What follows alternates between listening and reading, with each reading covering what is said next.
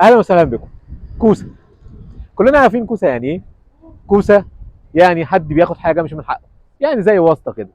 طيب، كوسه دي جت منين بالعربي؟ ونفس الكلمه في المقابل بتاعها باللغه التركيه، ايه هي معناها وجت منين؟ ده هنعرفه دلوقتي حالا.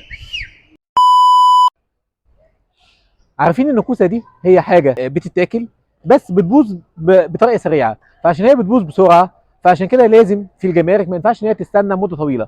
فطالما انت معاك كوسه، فبيطلعها لك من الجمارك ويعدها لك بسرعه من المينا او من الجمارك عشان ما تبص. فمن هنا جت كوسه اللي هو واسطه، او اللي هو ده بيعدي اسرع من اي حاجه ثانيه.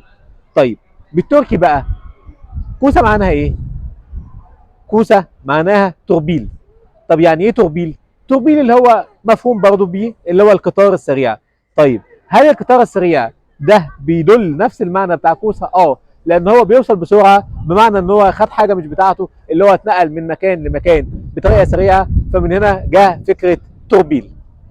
هنتلاقي مع بعض ان شاء الله في امثله تانية وكلمات متشابهه في اللغه التركيه واللغه المصريه، كلمات اخرى. بس عايزكم تحت في التعليقات تكتبوا لي ايه الكلمات اللي ممكن تكون مشتركه ما بين التركي والعربي، وعندهم قصه او حكايه، او ورا الكلمات ديت قصه او حكايه.